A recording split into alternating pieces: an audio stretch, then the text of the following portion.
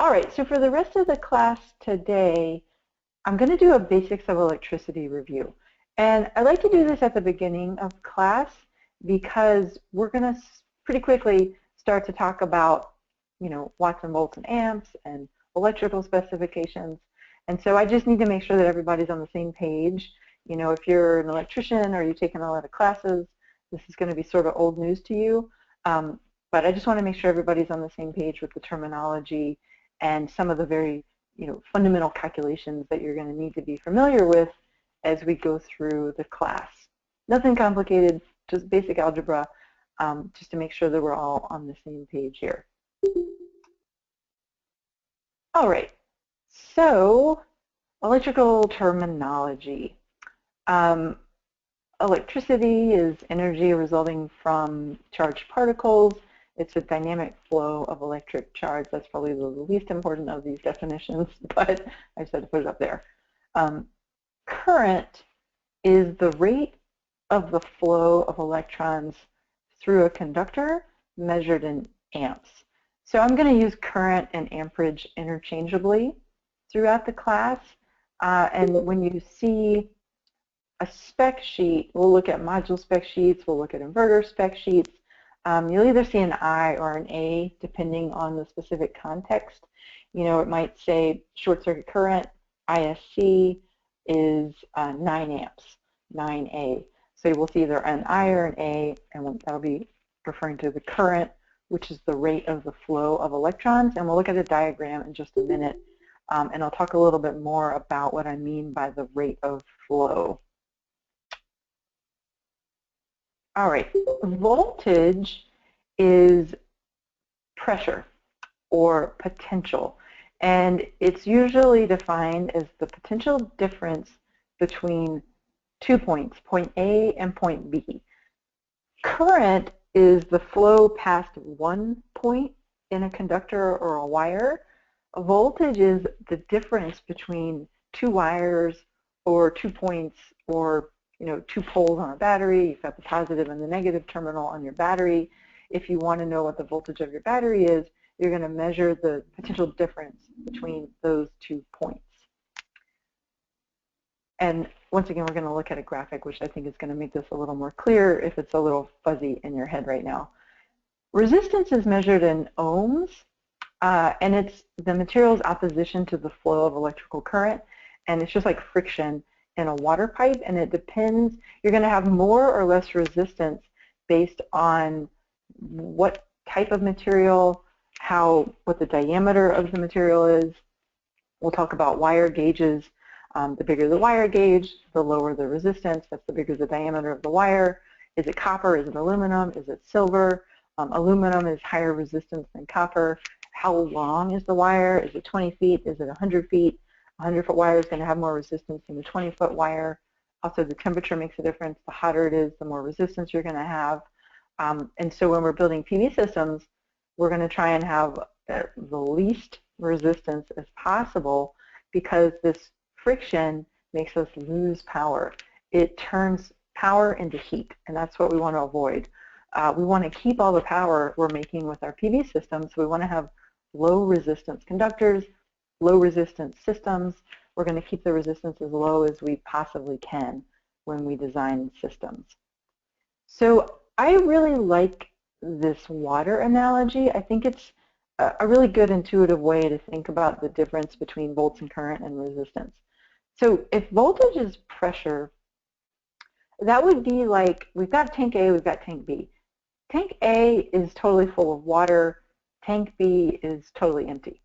So we've got a pressure differential here, and if we measure the pressure differential between tank A and tank B, it's going to be based on how much water there is in tank A. But to measure the pressure differential, we have to measure tank A and tank B, and we can measure what the pressure is between those two spots. And I think that if you think about it like a battery, you have to measure voltage between two different places to see what the potential electrical potential or electrical pressure is between those 2 points. So what happens if we open the valve in between these two tanks? The pressure causes the water to flow through this open valve. So the current is analogous to the gallons per minute of water we have flowing through this pipe that's connecting the two tanks. So something interesting to think about there is, what happens when the two tanks even out? Is there any flow between those two tanks? No, because there's not any pressure. So can we have electrical current if we don't have any pressure? And the answer is no. So voltage is the thing in our electrical systems that makes the current happen. If you've got a point A and a point B, let's say you got a dead battery. You measure your dead battery, you're measuring the voltage between the positive and the negative terminal on your battery, and you got nothing. Your meter saying 0 volts, you got a really dead battery. You don't have any pressure, so if you hook up a load, if you hook up a light bulb to that battery, nothing's going to happen. You're not going to get any current flow, and your light bulb's not going to light up because you've got no pressure there to make the current flow. So when we talk about voltage in a PV system, we're going to have voltages that we need to create. The PV modules are going to be wired together to build up this pressure so we can get the current to flow through the load, through the wires, to give us power. So, you know, I know a lot of people don't tend to think about electricity this way, but I think it'll help you as you go through this class if you think about volts as pressure and current as the flow. You know, one of the other things when we talk about choosing the right type of wire, you know, if you've got a wire, there's a little wire just hanging out on my desk, wires have an insulation, right? Plastic insulation on the wire. And, you know, why and how? Who decides how thick this insulation is or what type of insulation it is? Well, the job of the plastic that covers your wires is to stand up to the pressure of the voltage. So when you pick a wire, it's going to say 300 volt wire, 600 volt wire, 2000 volt wire. That's a voltage rating that's printed on every piece of wire that you buy, because that plastic insulation has to be strong enough to withstand the pressure that you're exerting inside the conductor from the voltage on the system. So if I'm building a PV system and it's going to operate at 1000 volts, I have to make sure I buy a wire that's rated for 1000 volts. Otherwise, my conductor will spring a leak. And that's not good when you've got water, and I think it's even worse when you've got electricity, because if you spring a leak in your wire, you're going to start a fire, or you're going to electrocute somebody. And so neither of those are good things. And so when we are choosing equipment for our electrical system, we have to be very careful that all of our equipment has the right pressure rating for the voltage in the system. And PV systems are interesting because, you know, you might have a 12 volt system, a 24 volt system, a 600 volt system, a 1000 volt system. It's all going to depend on how we wire up the PV modules. And we need to choose the other pieces of equipment in the class based on that pressure that we're building up. So we're going to pick a voltage for a system. We're going to design the system to operate at that voltage. And then we're going to choose wires and fuses and breakers and switches to be able to handle that amount of pressure. And we'll talk about current too. You know, current's also important, but I think if you start thinking about voltage and how do we build the voltage in the system, how do we get the right equipment, it's a good way to start thinking about different voltages in PV systems. So resistance is the size of the pipe between the tanks. Is an analogy for what resistance is. You know, the bigger the pipe, the lower the resistance. The bigger the wire gauge, the lower the resistance in the system. Okay, so what do we do with our volts and our amps? We're going to make power. So power is measured in watts, or W, and watts equals volts times amps. So as I mentioned, if we don't have any voltage, if we don't have any pressure, we've got 0 volts, we don't have any power, we're not going to have any current, we're not going to have any amps flowing if we don't have any volts. 0 volts times 100 amps is 0 watts. So we have to have pressure to make our current flow so we can get power out of the system. So power is the rate at which work is being done, and it's an instantaneous rate of generation or consumption. And I've got a graphic I'll show you in just a minute to talk about that. So there's something else that a lot of people get confused about, which is the difference between power and energy. So we'll talk a lot about that here. It's really critical that you are very clear on the difference between power, which is an instantaneous rate of generation or consumption, and energy, which is a rate over time. So power equals volts times amps, watts equals volts times amps, amps equals watts divided by volts, volts equals watts divided by amps. You can change that equation around however you need to. And if you've got two of those factors, you can always find the third. There's just an example down here. 120 volts times 2 amps equals 240 watts.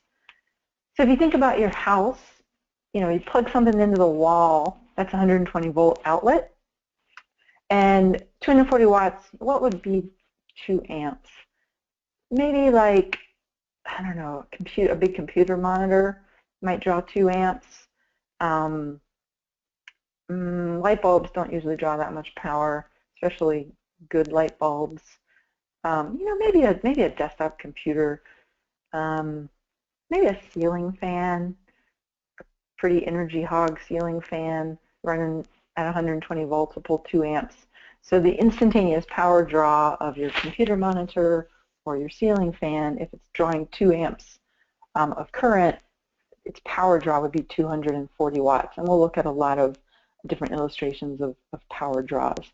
It's such a touchy thing. Sorry about that. Let me go back one more. All right. So down at the bottom of the screen, there are some conversion factors that I wanted you to know.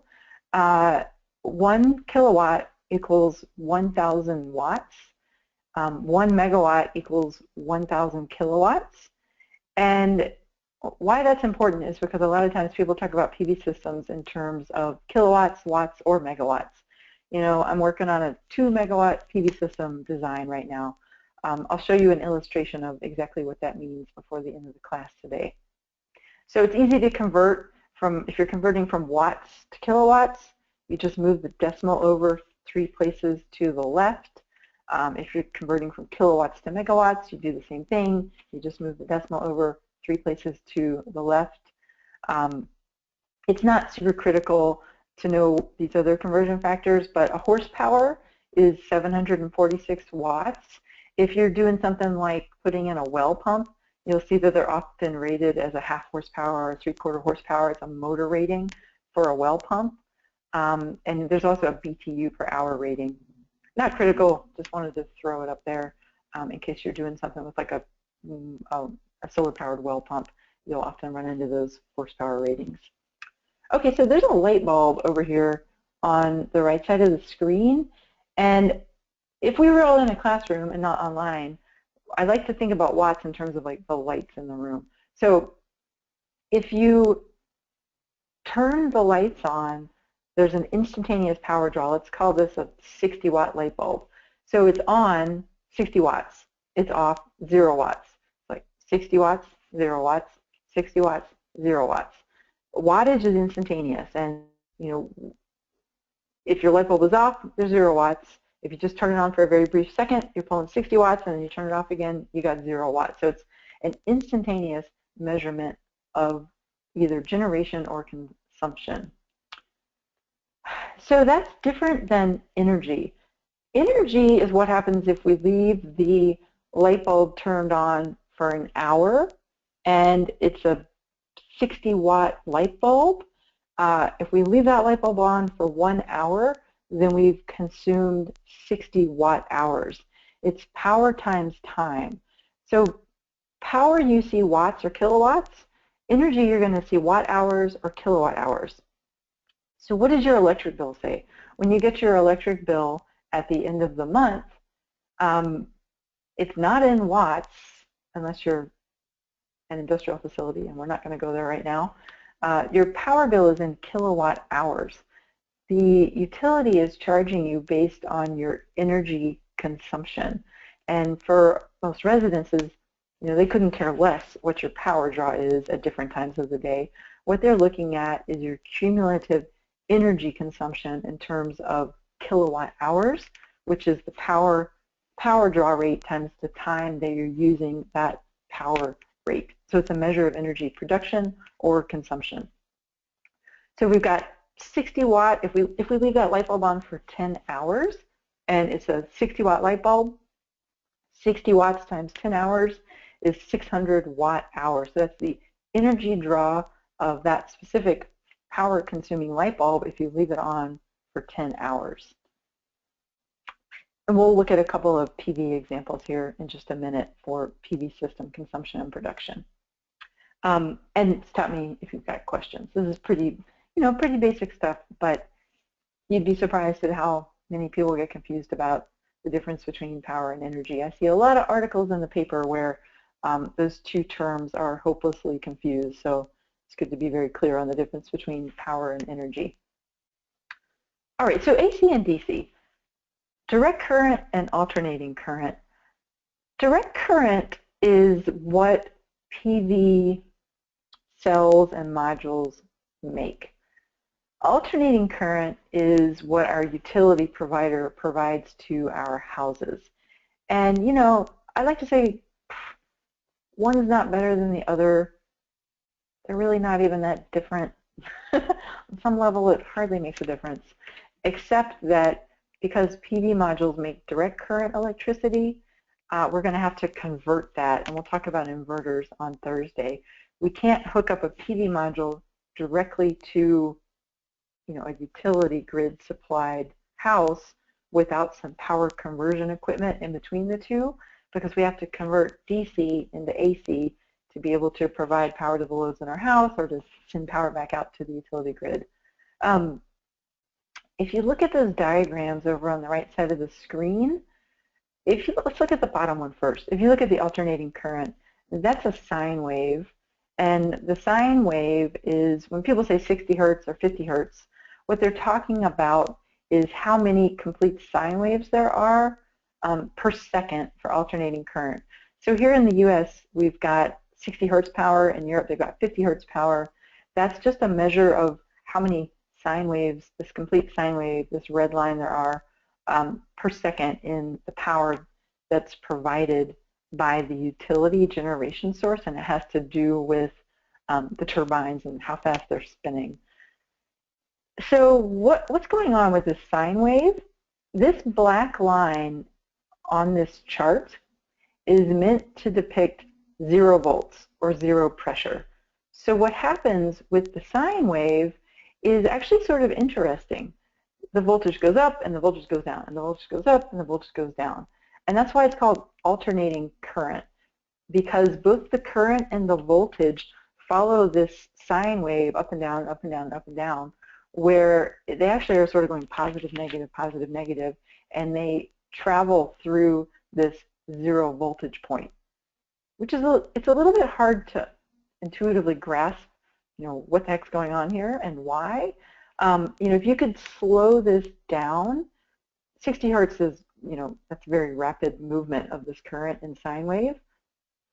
If you could slow it down, you might actually see a flicker. Like if you're looking at a light bulb and it's being supplied by alternating current, what's going to happen is there's this very brief moment in time where the voltage actually goes to 0. There's 0 pressure as we switch from the positive to the negative. So you might actually see a slight flicker. You probably wouldn't see it, but you could.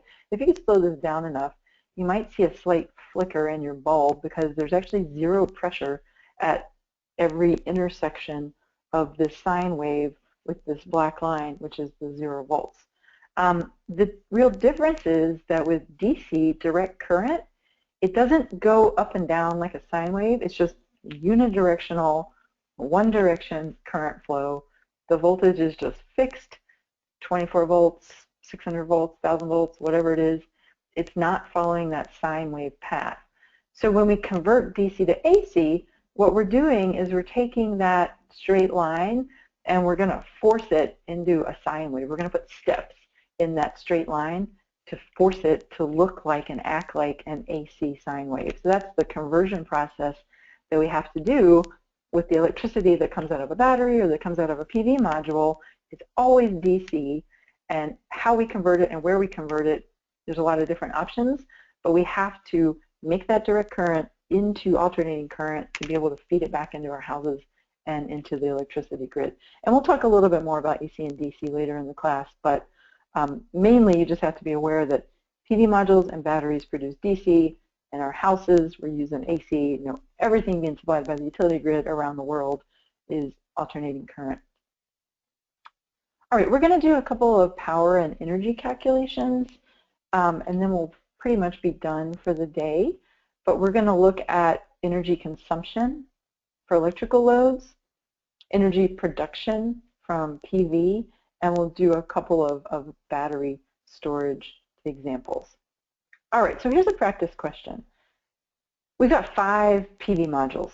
They're shown down here at the bottom of the screen. That's a PV panel, PV module is what the correct terminology is, PV module.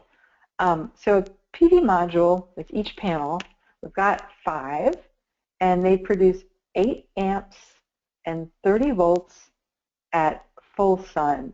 That's what we would call their nameplate rating. When you buy a PV module, that's going to be the specs on the spec sheet, their full sun power output.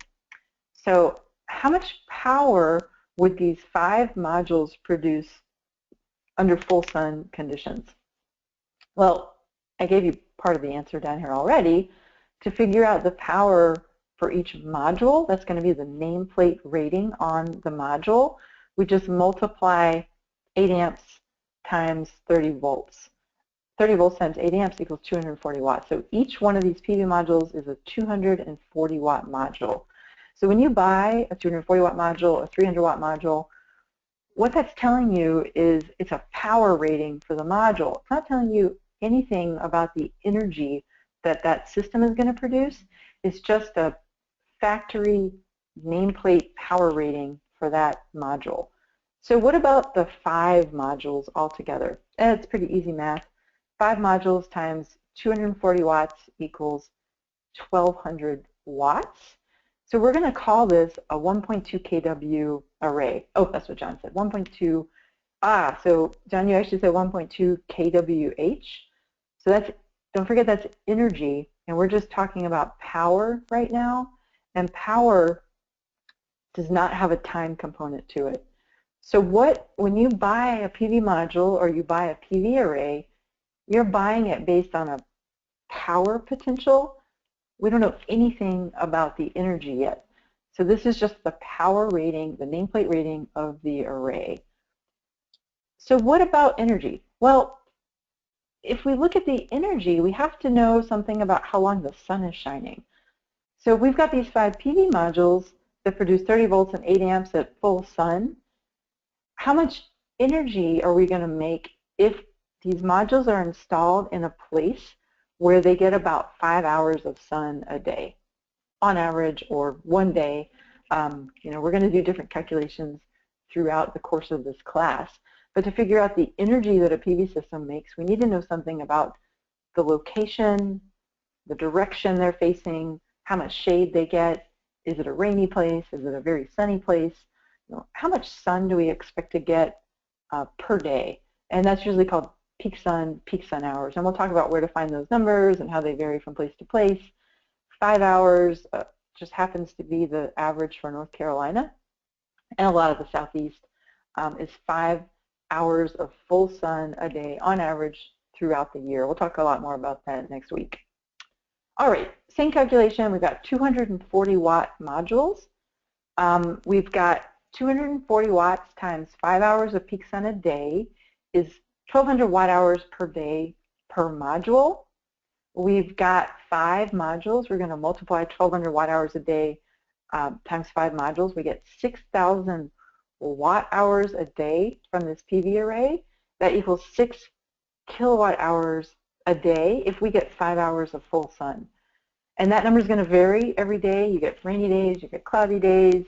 We can look at average. We'll do a lot of calculations based on peak sun hour values throughout this course. What we're trying to figure out is, given a certain module with a certain power rating, a certain number of modules installed in a particular location, how much energy is that system going to produce on average or throughout the year on average per day. So we've got 6 kilowatt hours per day. There's a little asterisk down here that says note actual energy production value would be lower due to system inefficiencies. This is DC kilowatt hours, and as I said, we're going to have power conversion. We got wires, we've got resistance. We've got some loss factors that we'll have to take into account. So would we really produce 6 kilowatt hours a day on the AC side of the system? No, it would be a lower number because we're going to lose a little bit of energy in the power conversion processes that have to happen with this system. All right, that was production, and we're going to do a lot of production analysis in this class on different systems in different places. We can also look at consumption. So if we've got a 120 volt ceiling lamp that has 4 100 watt light bulbs, how many amps would it draw? That's a question about power. How much energy would it consume if it was turned on for 4 hours? So first we're going to look at power. Amps times volts equals watts. We've got 4 100 watt bulbs. It's operating at 120 volts. That's our pressure. Amps times 120 volts equals 400 watts. We can divide watts by volts. We've got a 3.3 amp power draw for this ceiling lamp. And how much energy would it consume if we leave it turned on for 4 hours? We've got 400 watts times 4 hours is 1,600 watt hours or 1.6 kilowatt hours. That's the energy consumption of that lamp. All right, so nobody uses incandescent light bulbs anymore. I think they're illegal. I don't know if they stopped selling them entirely. So what if we replace our high energy consumption light bulbs with energy efficient compact fluorescent light bulbs? What if we have 4 15 watt CFL light bulbs? We'll do the same calculations with energy efficient light bulbs. 4 times 15 watts, our total power draw now is only 60 watts, which is going to take our current down to half an amp. So we've got a much lower current draw for the ceiling lamp now that we put in these energy efficient light bulbs. It's also going to really pull down our energy consumption. 60 watts times 4 hours is 240 watt hours or 0.24 kilowatt hours. So, I think one of the things to think about here is if you're producing your energy from a PV array, what are you going to do with it? Do you want to feed it to energy hog devices? PV is it's cheaper, but it's still pretty expensive. Or do you want to make the best use of your energy with energy efficient appliances, energy efficient light bulbs? There's a direct correlation here between how much you're producing and how much you're consuming and how much of your bill you're going to be able to offset with a certain size PV array. And a lot of customers don't particularly like to talk about energy efficiency, but I do think it's a valuable conversation to have with people. If people have got 60 watt light bulbs, maybe it's time to replace those with LEDs or CFLs. Well, I would just say it is time to replace those with CFLs or LEDs. It does make a big difference. It's not the major power draw in most people's houses. The thing that uses the most energy in most people's houses is the HVAC, refrigerator, and the water heater. But lighting is still a pretty big load, and it's low-hanging fruit, as people like to say. All right, one more question, a battery question. How much battery storage in amp hours would be required to run a 15 watt 12 volt light bulb for 8 hours? So batteries are a little funny, and most battery manufacturers don't talk about watt hours. They rate their batteries in amp hour capacity, and we'll talk more about this in week 5 and 6 of the class. So let's see. So once again, amps times volts equals watts. We've got 15 watt light bulb. It's running off of 12 volts. It's a DC light bulb. We can connect it directly to our battery. To figure out the current draw, we're going to divide the watts by the volts. It draws 1.25 amps for that DC 12 volt light bulb. 1.25 amps for 8 hours is 10 amp hours. So we would need 10 amp hours of battery storage to be able to keep that light bulb, that 12 volt, 15 watt light bulb, turned on for 8 hours. So we'll come back and we'll do more battery calculations later on in the class. I just wanted to throw that one out there because same math, same numbers, amps, volts, and watts. These are easy calculations to do once you get the fundamentals set in your head. All right, so this is the last slide for the day. And David Del Vecchio, who I think some of you will meet if you're taking the hands-on lab day, he'll be the teacher out there. He really likes to talk about, what is a kilowatt hour? We use a lot of kilowatt hours in our daily lives, but it's really a remarkable amount of energy. The going price for a kilowatt hour from the utilities is 10 cents in most parts of the country. Yeah, it's more expensive in Hawaii, but they've got to import all their fuel. 10 cents is the average price, in North Carolina and a lot of southeast states. So 10 cents a kilowatt hour. So it can run a 25 watt light bulb for 40 hours. That costs 10 cents. But what is that in human terms? Well, a kilowatt hour equals 2,600,000 foot-pounds, which would be like lifting a ton 1,300 feet high. So what would someone charge to carry 9 94-pound bags of concrete up a 3,000-foot mountain? They would definitely charge more than 10 cents. And there's a lot of energy embedded in a kilowatt hour. So if a Nepalese Sherpa carried your 90-pound backpack from sea level to the top of Mount Everest, that would be a kilowatt hour of work. So, kilograms. Larry says supposed to be kilograms. Yeah, we actually had our Nepalese physicist. He saw that and he was like, wait, no, I know. So he did a manual calculation. He said like, oh, instead of 90 pounds, it should be kilograms. So the whole metric system conversion. That's heavier. We actually had a Nepalese Sherpa calculated. It's still, it's actually heavier, a kilogram than a pound, but that's just, it's kind of an astonishing amount of energy, and we sort of totally take it for granted. And even PV modules now, the 300 watt PV modules is sort of the going size, and 3 hours with a 300 watt module, you've got a kilowatt hour. It's pretty amazing, and a 300 watt module may cost, $250 now. Anyway, we'll talk more about prices and energy, but it's not something to scoff at. There's a lot of energy embedded in that 10-cent kilowatt hour. So, all right. Well, I hope you enjoyed the first day of class. What we're going to do on Thursday is take a closer look at system types, the different types of PV systems, and the components that go into those different types of PV systems. And we'll talk more about metering setups, like what does it mean when you net meter, what's the interaction there with the utility grid, and we'll talk about different types of battery-based systems too, just basic components, basic system diagrams, and a few more industry statistics as well. All right, well, I appreciate y'all joining me for the class, and let me know if you've got questions. You can email them, you can type them into the chat box, you can post them on the forum. But I appreciate y'all joining us for the first day of class. Great, thanks everyone.